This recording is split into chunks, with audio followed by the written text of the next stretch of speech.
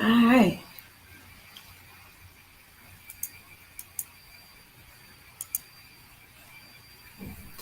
All right.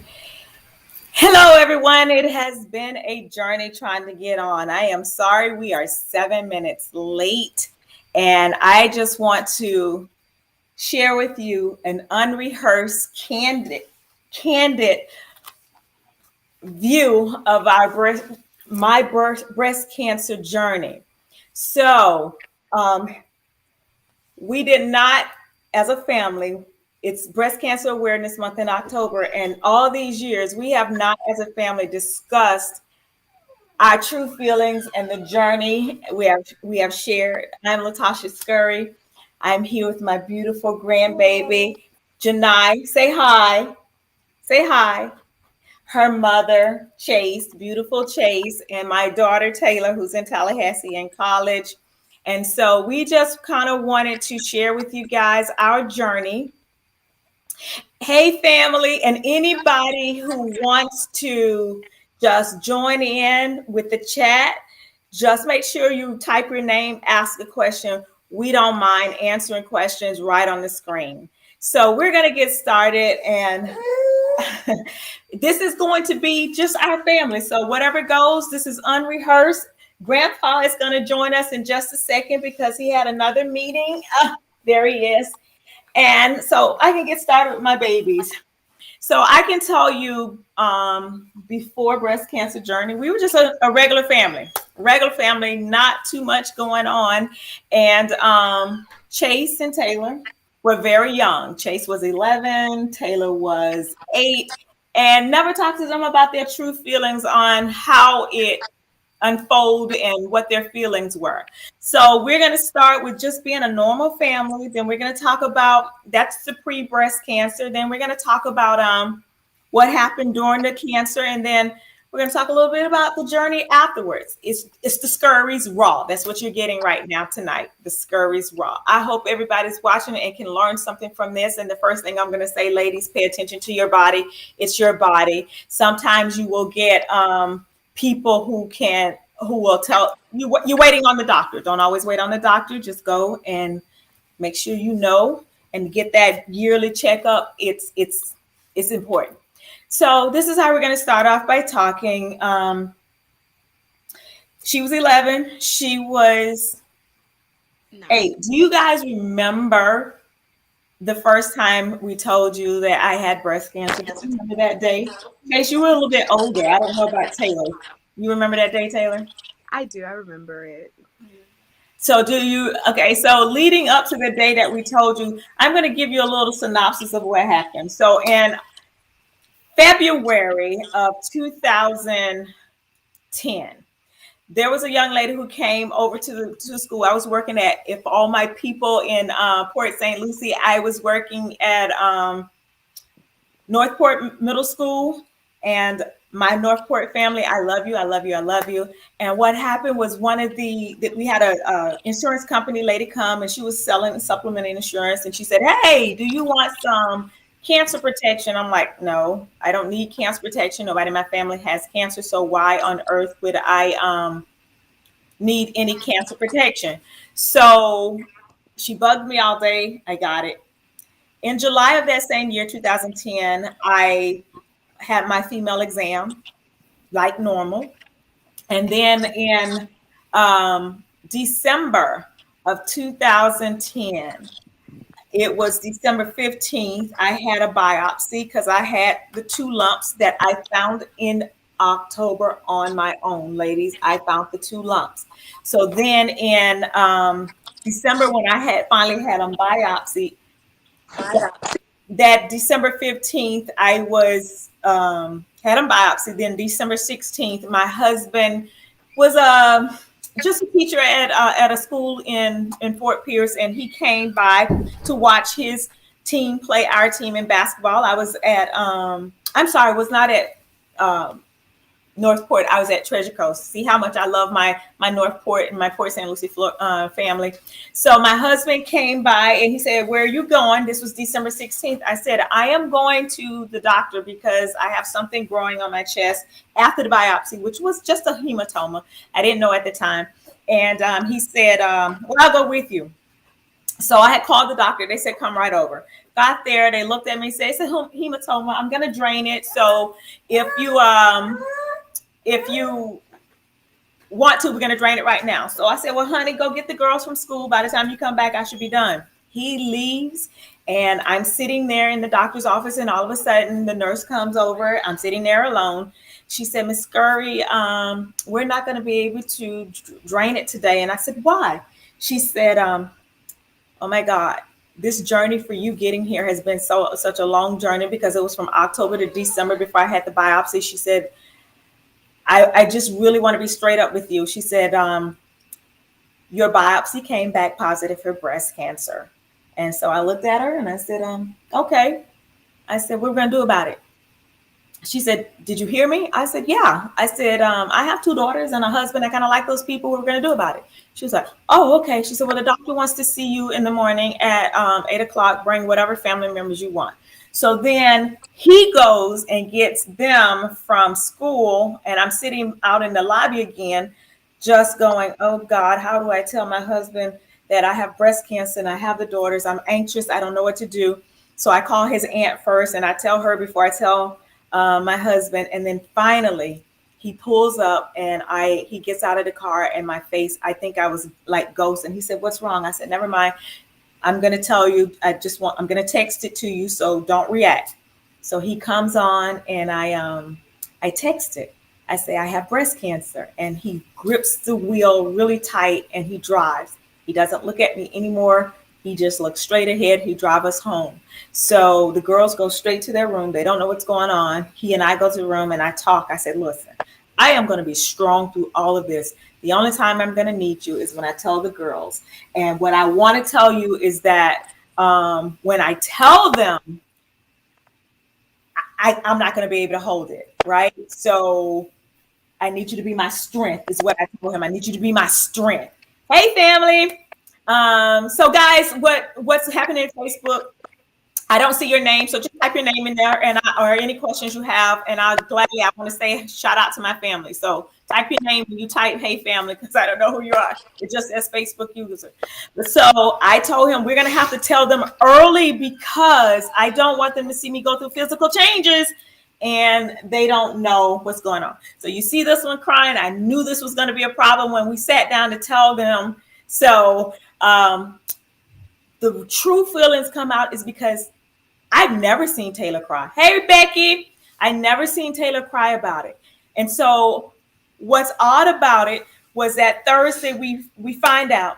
We go Friday morning, and my doctor says to me, we go in, it's just my husband and I. We live in Port St. Lucie. There are no family. There's no family. Hey, Vanessa, there's no family. So I say, the doctor says, Miss Scurry, I'm just going to be a straight shooter. Dr. Douglas Sanders, if you're still working, hey, you were great. He says, you have breast cancer. I said, okay, what are we going to do about it? He looks at me and I go, well, he said, did you hear what I said? I said, guys, yes, I heard you said I have 2 daughters and a husband. I like these people. What are we going to do about this? He says to me, well, we can be in surgery on Tuesday. It's Friday. It's December 17th. It's my father's birthday. What do I do? So my husband and I leave. And after we get all, we're going to be in surgery on Tuesday, December 21st. December 20th is my anniversary. I'm like, oh, what an anniversary present. But you know what? I got the will to live. So I call my dad on the way home. I say, Dad, hey, guess what? I have a birthday present for you. Y'all know I got a silly sense of humor. He says, what's up, girl? I said, I have breast cancer. He was like, I ain't gonna say that. He said, you shishing me. I was like, no, I'm not. He said, I'm on my way because I'm the only girl of 4 boys. And I said, no, Dad, just hold on. And he goes, why? I said, because I'm having surgery. Let me get through this surgery. I'm gonna need you guys for chemo. All right. So it's Friday. My husband and I go home. I cry a little bit, not much, because I just need to be able to think what's the next steps? How do I prepare myself for this? I want to live. So then Saturday comes, and I said, honey, we have got to tell them? I said, because I know I'm going to go through changes. If I die, I don't want this on my chest of not telling my daughters.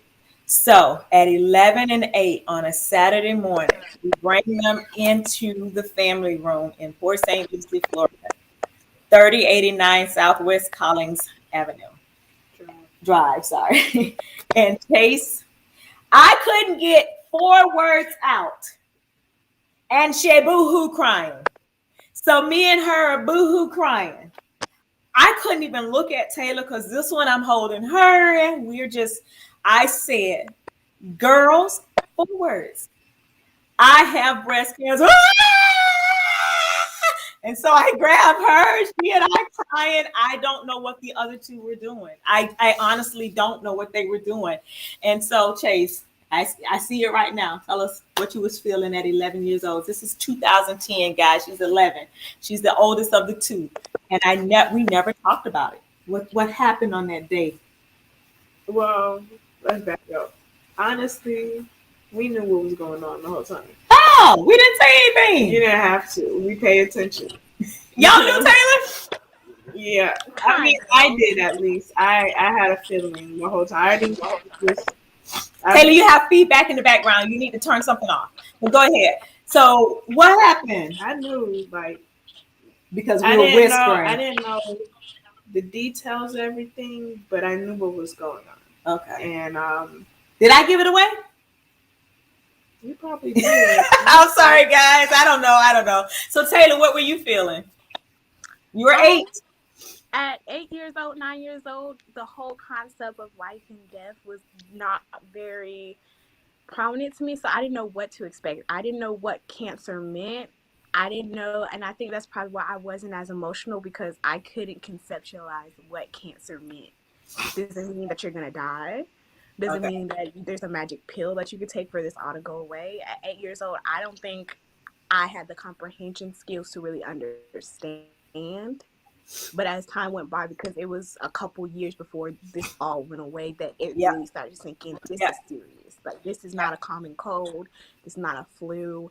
This is not something that you can take a magic pill and you wake up and it's gone. Right. Yeah, honestly, it's about that. I knew because I remember we were doing acting classes at the time. Mm-hmm. And we were coming back and you were talking about it on the phone. And I don't think you realized that I was paying attention, but you were talking about how you had to have like a biopsy and then it might be cancer. Right. And at that age, this was like your imagination already starts running and just start thinking about everything. Well, oh God, I didn't realize that y'all were listening to me. So yeah, I knew what was going on. I didn't say nothing because obviously at the time Taylor wouldn't have understood what was going on. So what she's referencing is they had acting classes in West Palm Beach every other Sunday or something like that. And when I had the biopsy, I guess we started talking about it. We had the biopsy. We were planning the biopsy from October to December, and it kept getting canceled. So when it kept getting canceled, I'm asking the people, what's going on? Why are you canceling this? They canceled it 4 times on me. That's why the nurse said they put me through a lot. And so in that final time, I said, guys, if you do not schedule this and something's wrong with me, my husband's going to be rich. So you better get yourself together. And that's when the lady said, okay, here's the problem. The MRI tech wants the doctor to do it under ultrasound, and the doctor wants the MRI tech to do the biopsy under, a scan. Well, the MRI tech says that he has to go straight down. He could puncture my lung because it's up here. And he said the doctor needed to go in on the side to do ultrasound under ultrasound so he can do it. So the MRI tech won, and the doctor ended up doing it under ultrasound and pulling it out from the side. And that's why the hematoma formed. Ladies and gentlemen, listen to me when I say I am an anomaly, because most time it's in the right breast and it's underneath. Guess what? Mine was in the left breast on top. So I had to go through extra things with the insurance because the doctor told me that when it's on the left side and it's on top like that, they don't believe it because it's not common. So I had to go through extra hoops with the doctors just because it was on the opposite side of a normal breast cancer diagnosis. So just wanted to throw that out there. So then we're going to fast forward to after December, okay, this is the timeline. December 20th, the day after my anniversary, I had the first surgery. But when I was in with the doctor, the first thing I said to him, I don't care what you do to me, just don't cut me twice. Guess what happened? I go in December 21st. I said, you can take those bad boys. I don't care nothing about them. I want to live. He comes out 2 days later after I had the biopsy. He goes, Miss Scurry, we didn't get it all. I found some outside the margins of error, so we have to go back in. I immediately had a migraine, and I don't think they knew this. The migraine did not go away. I had it for 10 straight days because that's when the next surgery was scheduled. So I was trying to act normal for my daughters. We went to, y'all remember, we went to Gaylord Palms for the ice capade or something, whatever that thing was. And it was 8 degrees in there. And I'm walking around, my chest is hurting because I'm trying to act normal for my daughters. And I'm telling you, I'm in miserable pain because I just had surgery and the cold in there was so bad that it had everything aching. And so y'all remember, did I even act like anything was happening? Because I remember that I went back up into the hotel. I couldn't walk as much as that. You guys remember that? Dad had to keep going with you guys, and I had to go back up to the hotel and sit down. Yeah, because I was hurting too bad. I think that's when it really starts to set in that this is not something temporary, because that's when the abscesses started happening, like the decline in your mobility or like morale, because you're naturally a spunky go-getter, get up and busybody. She is on top of everything. So for her to be absent in moments, it really started to sink in that this is serious, because she is not like that at all. And I'm gonna tell you the truth. That 10 days I had a migraine. I couldn't focus on anything. My head was pounding. And so finally, when I went to the second surgery, I popped out of that surgery. And when I was done, my headache went away. Because when I woke up, I felt like, okay, I survived that. Then this doctor, I'm nothing against him, comes back and says, Miss Scurry, we have to go in a third time. I'm like, what on earth are you talking about? Now we got to put the port in. I'm like, what is a port? So they went in with the port, and so I can receive the chemo, because you could blow your veins if you do this too many times. So with that said, my husband, honey, he has the grandbaby right now. But this is when I start to see him kind of get a little shaky, because they told me this surgery was 30 minutes in and out. Here comes Latasha Scurry, an hour and a half. My husband is pacing the floor. What's going on? Why they're not coming back and telling me? And the doctor comes out and say, her veins are so small. She's so stubborn. I had to take it out and start all over because my veins were too small. I give up, people. I just go with whatever they tell me. All right. So moving on to the first chemo. This is when Chase doesn't realize she came into play real heavily for me. Ladies and gentlemen, first chemo, you know, I think I'm Superwoman. I'm scrapbooking, I'm talking, and the people look at me, and it's a lot of elderly people in there, and they go, it's about 12 people sitting around in a U-shaped room, and all of us got IV or wherever we have it, and we're just getting this slow drip. My chemo, I got there every time I went at 9 o'clock. They do all my vital signs and everything. I'm literally hooked up at 10 o'clock, have the IV drip. I don't leave till 6 o'clock. I tested, here again, ladies and gentlemen, something called HER2 positive. I had 2 of the hormones that actually cause breast cancer. So it's an overload of estrogen. And so I end up having to have 6 rounds of chemo. Stage 3 now, from July to December, because in July I had my female exam. Stage 3, I had to have 6 rounds of chemo, 37 rounds of radiation, and after that, another 6 months of a hormone blocker because I tested HER2 positive. Okay, you got all of that? All right. So then Chase doesn't know how much she came into play, because the very first chemo, my mom, dad came down. We didn't know what to expect. I'm sitting there talking, going, I'm getting my chemo. This old lady said, are you really sick? Because you don't act like you're sick. I didn't know what to do. This was my first one. So my parents was like, well, we didn't know it was going to take this long. They're sitting there. I had to send them to get me something to eat and come back. And they stayed with me so my husband can go to work. Then we get home, I feel fine. And so what I did is I had chemo on Thursday. I had to go back on a Friday to get a immune booster. And then on Friday, Saturday, and Sunday, you see kind of how your body's going to react. Well, Sunday, I got a little sluggish. I said, but I still felt myself. I said, Mom and Dad, y'all can go home. Sent them back to Havana, Florida. Hey, Havana.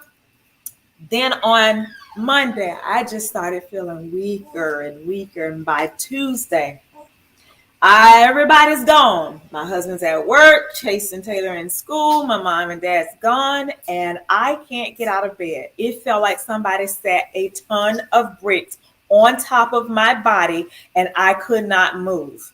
I sat in a room all day long that was dark. I mean, literally from the time they left to go to school, my husband went to work. I sat in that room by myself, could not move, on the bed like this, and tears just running down the back of my eyes. It felt like somebody sat a ton of bricks on me. I didn't get up to go use the bathroom. I didn't get up. Oh, we have a guest, guys. I didn't get up to use the bathroom. I didn't get up to eat. I could not move. And when Chase came home from school, what grade, Chase? Sixth or seventh grade? Sixth grade. No, sixth grade. Sixth grade? I started boohoo crying, and I called her name out, Chase. She came in the room and she looked at me. She said, Mommy, you all right? I said, no. I just started bawling. Can you help me go to the bathroom? Hey, baby girl. Can you say hi? Can you say hi? Say hi. Say hi. And so I started bawling. Chase helped me get up and go to the bathroom. She doesn't know she was my saving grace that day. Oh, yeah, she was. Your mommy was my saving grace, and I didn't know how to handle this. Yeah, that lady right there. She was literally my saving grace. Yes, your mommy. Yes, she was. And so I tell you what. Well, don't do that on TV. So I tell you.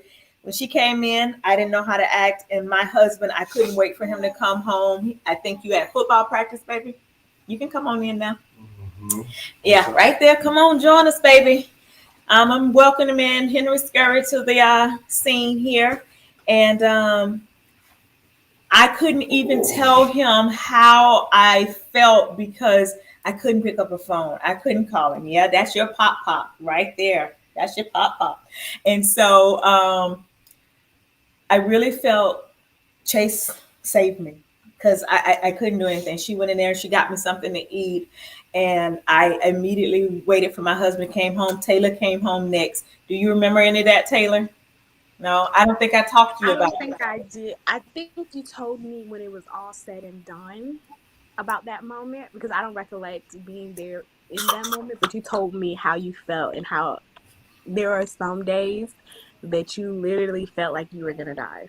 Yep, I did. Literally felt like this is. I'm on my doorstep. Did you know how serious it was when you got home that day? Oh no, not that. Okay. I didn't realize not that. I was crying, and I think I only cried one other time. So I cried when I told them, I cried that time, and then I'll fast forward a little bit to the last chemo. But that was the first chemo. My doctor prepared me for everything. Guys, if you ever need an oncologist, which I hope you do not, if you're in Port St. Lucie, and I sent my other friend, and I'll mention her in just a second. She wants pop, y'all. She wants everybody. Stop it. You just want to be the star of the show, don't you? This is what she does. She crawls back and forth with us. Y'all, this is Janai, grandbaby, 10 months old. Yeah, okay. So what happened is she told us, oh, sweet baby. She told me on chemo number 2, I would lose all my hair. She didn't prepare me for all the other stuff that happened to me. So I went to Delphine, hey Delphine, and got a short haircut and felt like, oh, this was gonna work. I'm gonna be the first person that saved their hair. No, it didn't work. Second chemo, I came home. My parents did the same routine. They came down, they stayed with me, but this time I said, please do not leave this house until I feel strong enough to do this. So they stayed with me for about 5 or 6 days because the cycle was continuous. Thursday had a chemo. Friday got the booster shot.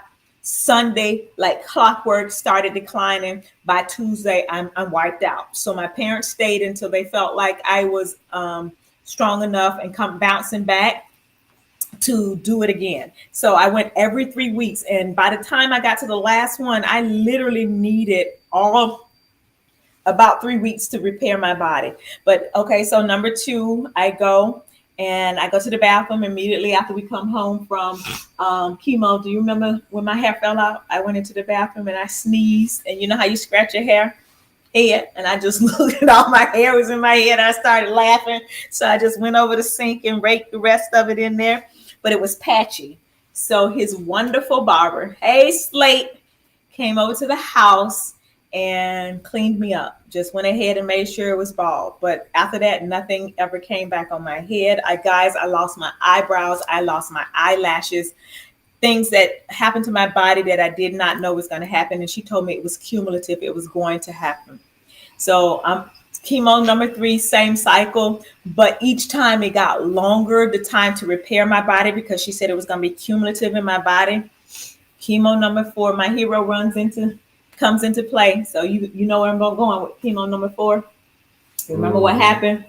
So my mom and dad was there, and for some reason my dad had to go back to Havana, and my mom stayed. Yeah, she did. And then she was asleep, and it was about 3 o'clock in the morning. I literally went to the bathroom, and as I was getting up, I said, oh no, I could feel myself black out. I hit the floor. And my husband kind of woke up. He said he heard you can go ahead, a light, faint moan. Mm-hmm. And he said, you went to the kitchen first, because you said you didn't see me in the bed. So you went to the kitchen first. Then he said he kept hearing a little light, faint moan. He comes in the bathroom. And guys, guess what he says? If you weren't sick, it would have been a little bit funny, because your underwear and everything was down under at your ankles. I'm face down on the floor. No clothes. You remember that? Mm-hmm. So what did you do when you saw me? Took you to the hospital. So he whisked me up in his arms, guys, like I was a princess, but I wasn't. I was a cancer patient. So we got to, he did go in. You did tell me that you went and told mom, hey, mom, I found her on the floor. So we're going to the hospital. She said, go, I got the girls. And then we went to the hospital, got there. The doctor, I woke up to somebody doing this to my face. And he said to me, Miss Scurry, do you know where you are? And I looked around and said, yeah, we're in the hospital. Yay. That's not anything to celebrate. But I said, he said, do you know who that is? I looked, I said, yeah, that's my husband. He said, okay, you all right. He said, if you were a normal person, I would send you home. But because you have cancer, you're going to stay. Now, he said to me, you were out for 41 minutes, because from the time your husband found you to the time you got here, you've been out for a while. So they admitted me into the hospital. At that time, all my minerals and everything in my body was depleting, but they weren't gone. Chase, do you remember that at all? I do.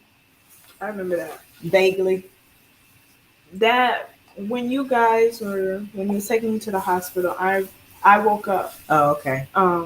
But I was just thinking it was a normal day. I didn't know the time at which it was happening, so I'm thinking you guys are up, getting ready to the mouse, just the mouse. Getting ready for work. Okay. So I'm just like, what? They're making a lot of noise today. Maybe grandma doing something. Right. But I didn't really know what was going on. I just went back to sleep until it was time for me to wake up and getting ready for school. And that's when I was told, your mom's in the hospital. Oh, okay. And actually, I think it was my dad who told me that. It wasn't even grandma. Yeah. Okay.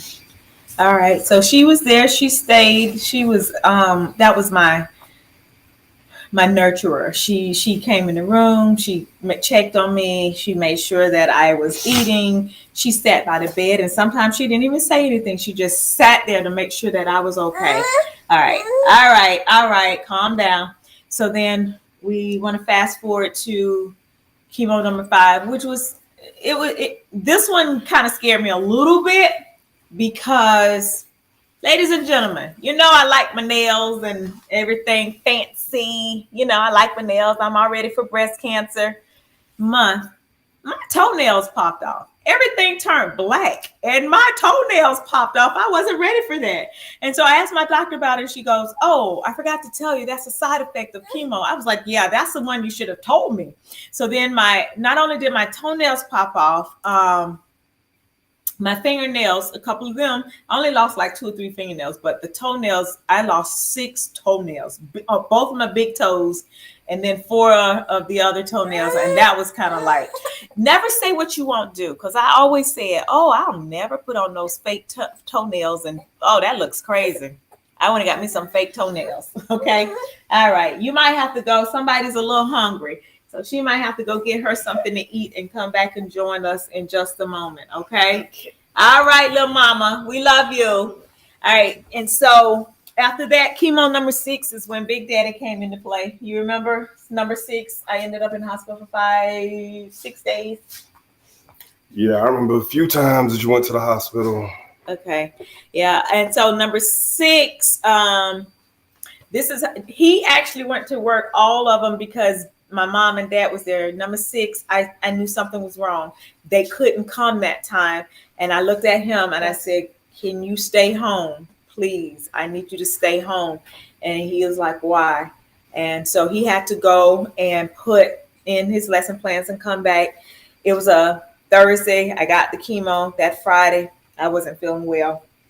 I said, "Something's not right." This was after chemo number 6. It was 10 days later and I'm still feeling sick. I'm still feeling sick. But you got to understand, I'm 5'1", and my doctor told me, "I'm hitting you with everything I have. I'm hitting you because you're stage 3.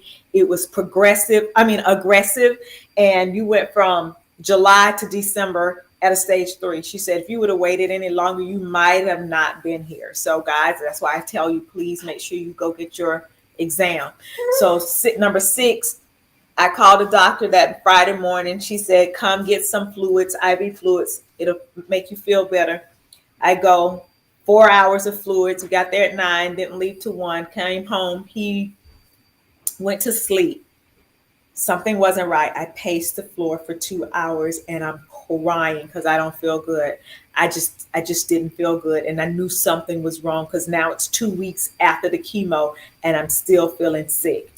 So I wake him up and I say, "Something's wrong." He see me crying. He said, "What's wrong?" I said, "I don't feel good." He said, "Why didn't you tell the doctor?" I said, "Because when I left, I thought I felt better." So then he made me call the doctor back. I called her and she said, "Miss Scurry, get your behind Dr. Yecky's, Heather Yecky's Roden." I love that little redhead. So if you ever need in Port St. Lucie and you need a doctor, Fort Pierce, go to Heather's Yecky Roden. That lady right there, I love her.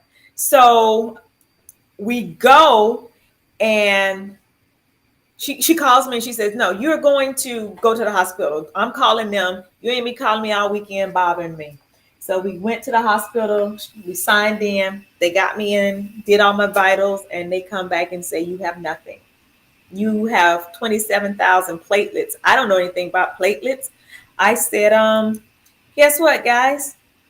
I got 27,000 platelets," and everybody's looking at me like I'm crazy. She said, "Sweetie, most people have anywhere from 350,000 to 400,000 platelets. You have 27,000.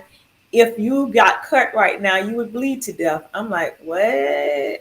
She was like, "Yeah. So please let us. I need to give you a blood transfusion." She said, "You don't have any iron, magnesium.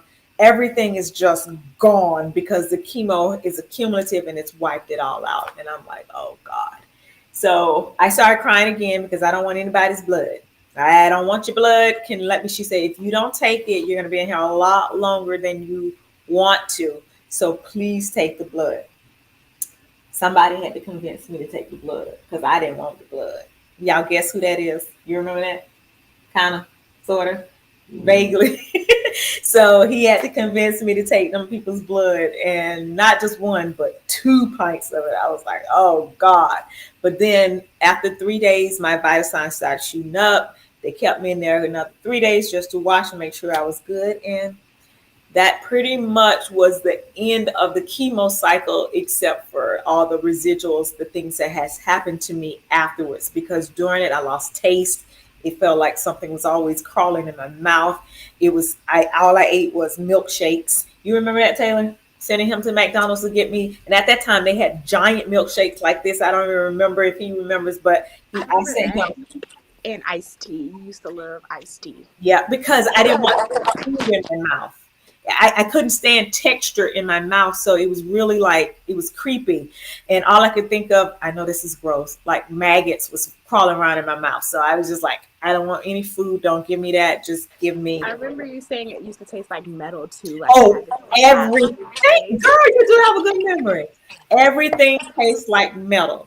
So I would take straws and stick it all the way back in my mouth to keep anything from touching my tongue so I didn't have to taste it because everything turned to metal. Everything. So I would take the straw from the milkshake, place it all the way back in my mouth so that I can just drink it really fast and hope none of it touched my tongue. It was the worst. And they gave me all these medications, and guys, insomnia was on steroids. I couldn't 1 hour, 2 hours of sleep every night. That's it. Now they did offer me medicinal marijuana, and I turned it down because I felt like I could do this myself. So I know some people say crazy, but I didn't want it, so I turned that down.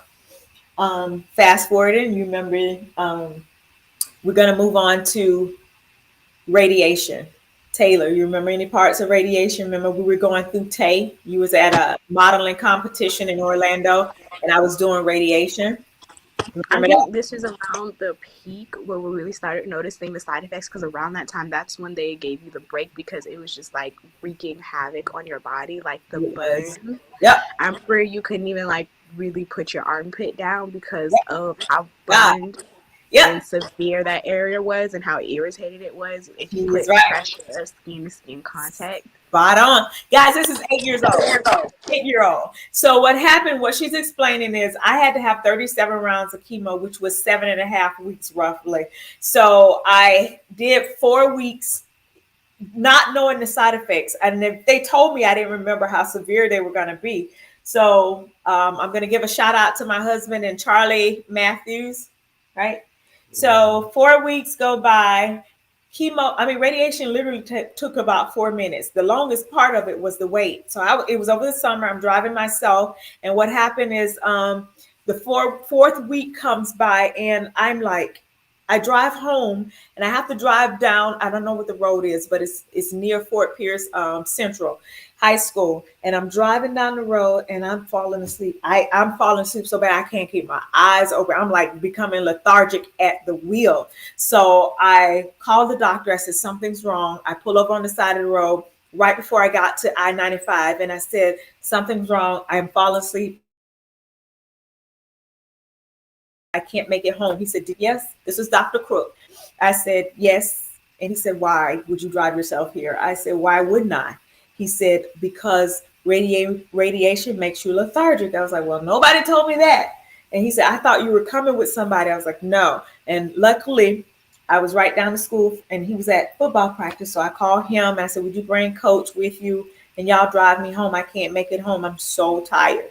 So him and Charlie Matthews came and they drove me home, and they went back to football practice. But I tell you, I got into bed. I slept there all the way home, and I slept when I got home. It was just that bad. So then he had to give me a break because right here, I don't know if you can see it where the scar is. The radiation was a green line. All it did is started right here at my neck. It scanned down real slow. It took 2 minutes to go down and 2 minutes to come up. Put your clothes on and you left. But it was burning my skin.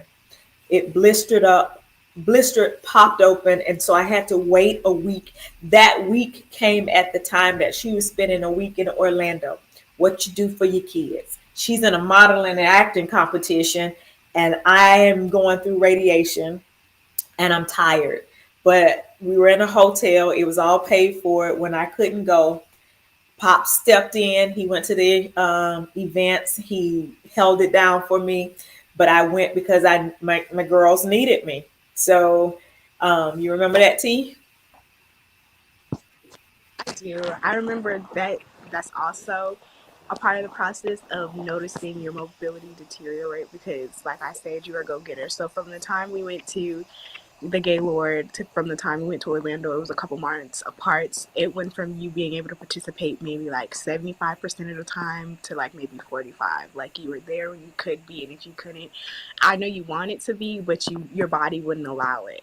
Yeah. Because at the time, even though I could see the burns, I still didn't know at 8 years old that this is because of cancer and the radiation and the chemo and how severe your body would react to something like that, because I still didn't know fully to the full extent what it was doing. I knew I it didn't bothered know. Chase. I never saw your feelings. I never saw your feelings. I knew it bothered Chase because Chase wrote me a letter. She drew me a picture and she wrote a message to me, and I still have that message on my wall right now. I carry it around. I put it in a frame, and she drew a flower and say, "I love you. I pray that nothing ever happens to you. You're my mom. I will always be your daughter." It was. When she gave it to me, I cried. So Chase is my crier. We bawled, we bawled, we bawled. Have you ever cried? I did by myself, but that wasn't towards the end because she was a lot older than me. So it didn't actually settle in until after the fact, like, oh my God, you had cancer. You Yeah. had cancer. You so It wasn't silly. until I was much older, until I was my teen years around her age, that it really settled in. Like the moments you're in the hospital and dad would come home and he'd be like, okay, make sure you pray for your mom and make sure that you Oh, cover her tonight. Those moments, I was like, okay, so this is serious. But it wasn't until afterwards, until I was in my teen years, my preteen years, that I really sat down and it came to terms with my mom had cancer, because we started learning about it in school, about cells multiplying rapidly and unregulated, and then how serious something minor and minute as a cell not being able to regulate itself could be detrimental to somebody, could kill somebody. I was like, oh my God. and ladies and gentlemen, this is when my young daughter said, I want to be an oncologist. Oh God, mom, I want to be an oncologist.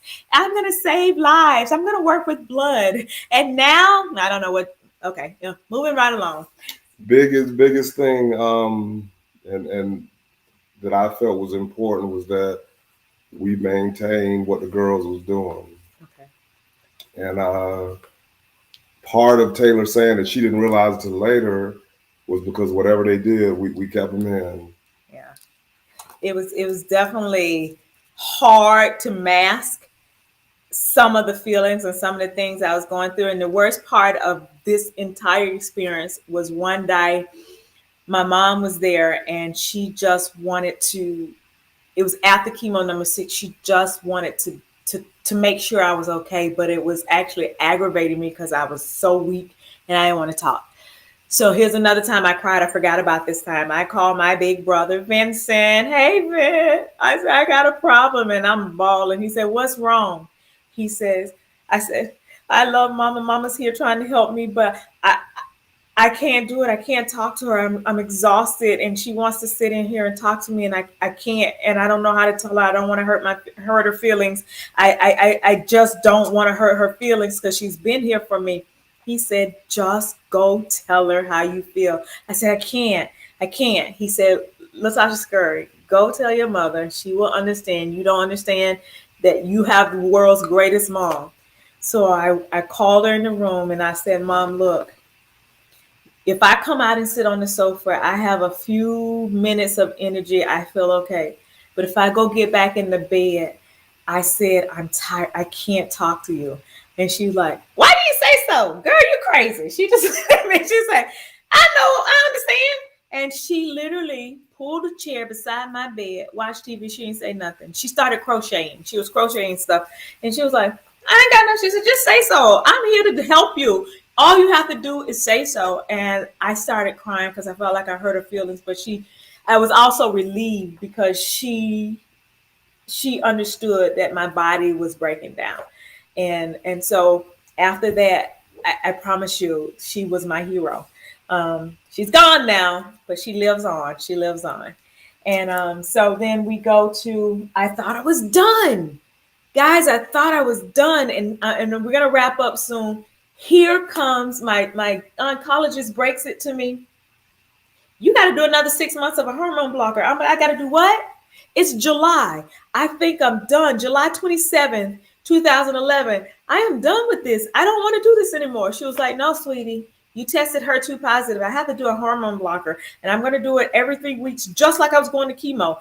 I was so I was so outdone. I didn't know what to do. And so the very first one I went to get a hormone blocker without all the other chemo and stuff coming in my body, I left school, went and got it, and went to a football game because I'm an administrator. I got to go to a football game, Treasure Coast High School.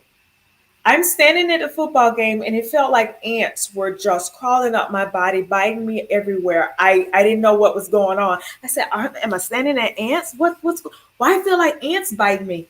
So I finally said, okay, I had treatment today. That treatment took 4 hours. So I called my doctor and said, what's wrong? Why does it feel like something's biting me? She said, where are you? I literally called her from the football field. She said, I'm at a football game. She said, you went to a football game? I said, yes, I'm an administrator. She said, if you don't take your behind home and next time you come and get the hormone blocker, you better not go to no football game. I said, why? She said, because it's still like chemo in your body. You are still going to be lethargic and everybody reacts to it differently. Take your butt home. I felt bad. I didn't know what to do because I felt like I was slacking at work. Couldn't get my co-workers to understand what my body was going through without sounding like a whiny little wimp. And that's just not me. And so I felt bad, Treasure Coast family, but I like the people who really said, we got your back. We got your back. And my Northport family, although I wasn't with them, and my Southport family had my back. I appreciate y'all. This is when you know you're loved. You driving down Port St. Lucie Boulevard and you see on the sign that says, we're praying for you, Latasha Scurry, at a church that I have never gone to. Didn't know one person who gone to that church. And I'm like, how on earth did this happen? And so somebody that knew me put that prayer up there for me. So I was blessed. So that was it. January 21st, 2010 to January 20th, 2012 was my last treatment. I got the report out on February something. And that was the journey that this person, my mom, my dad, my brothers, my 4 brothers were incredible. Vincent Bird couldn't come see me, but that man called me every day just to check on me like he always did. Michael Bird, Reggie came, Cedric came, other family members came. My girlfriends from Port St. Lucie, I love you. Y'all came over, brought food. Pat, Dejan, Tanya Green, all of you guys, my heart goes out to you because you were there for me. Oh my God. Evelyn Watson came, Randy Watson, Sarah, Lori, Randisha. Thank you, sir. Second family came and took the girls when they could to make sure that I had a break and they were taken care of. Toyana Platt threw a party for me, brought food. Love you. Claire Williams, my aunt, brought me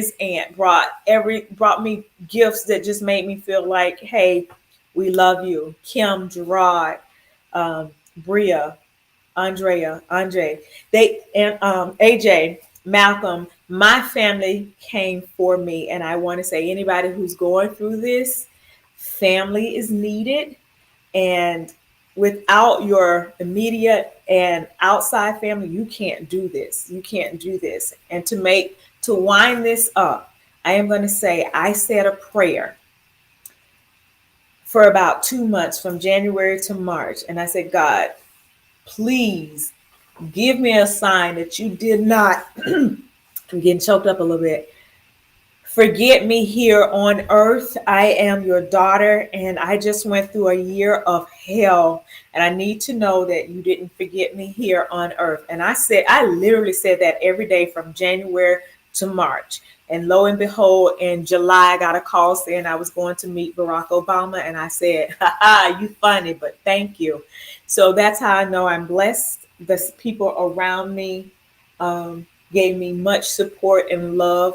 Vanessa, Tanika, Stephanie, I love you. I couldn't have done this because you are, and Joe Linda, you allowed my brothers to be there for me. You called me, you checked on me, and there's nothing more that I can say than I have a family that supported me. I am not going to get off this video without saying that my cousin Arlene checked on me just as much as anybody else. So Arlene Manuel, love you. Um, Anybody I'm missing? Mm, if you're missing, it's not, due a lack of, it's probably chemo brain or something. I know. I just have to say that Northport Middle School, K-8, you are loved. Glenn Russ, they checked on me. He texted me. He wanted to make sure I was okay. Benny Montenegro.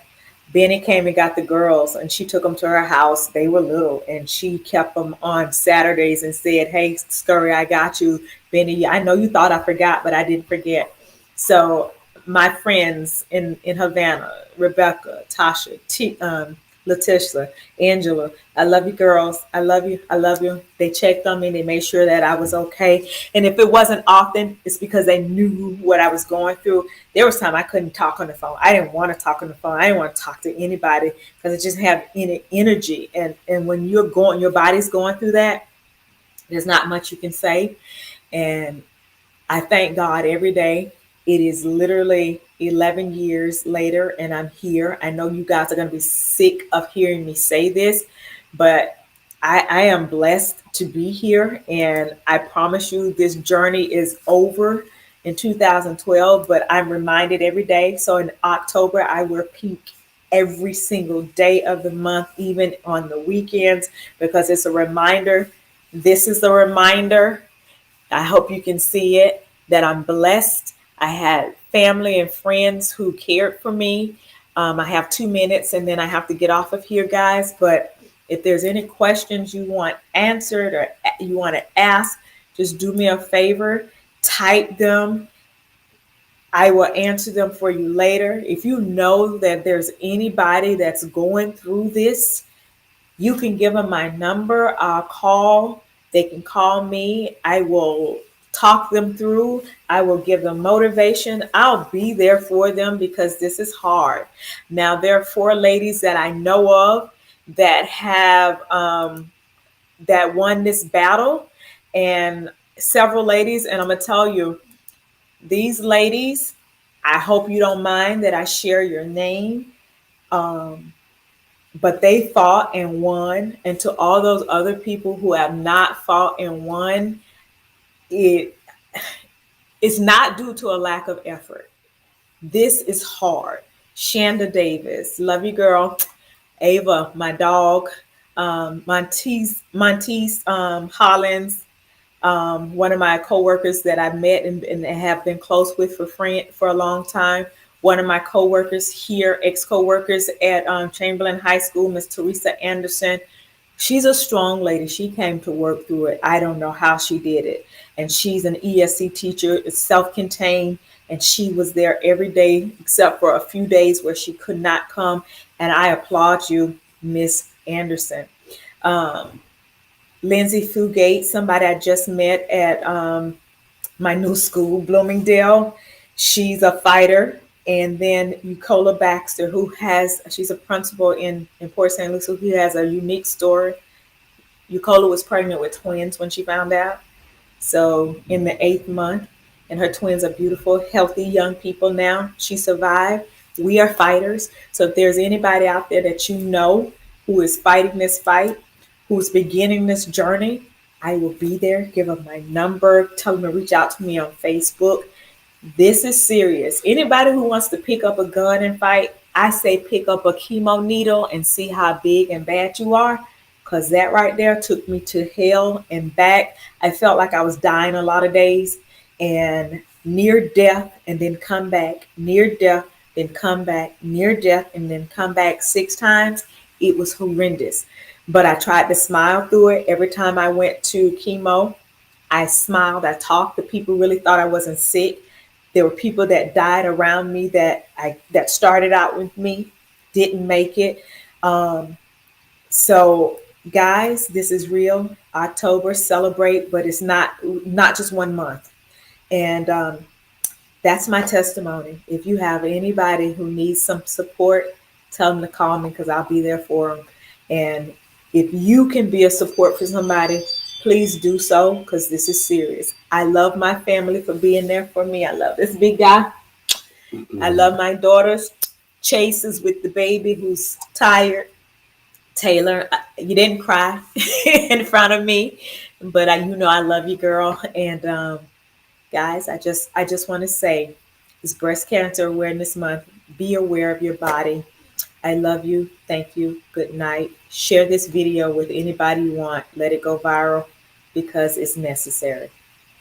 Good thing is she's fully back because she just talked for a solid hour. I And this is her element.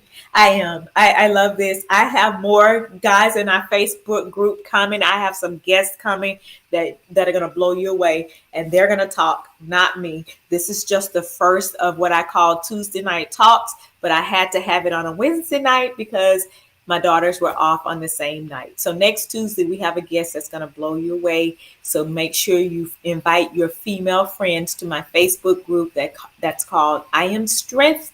If you need anybody to come in, just tell them to do an invite. I'll let them in. We're going to rock your world for the next few months with the guests that we have lined up. Thank you. Have a good night. God bless. Bye.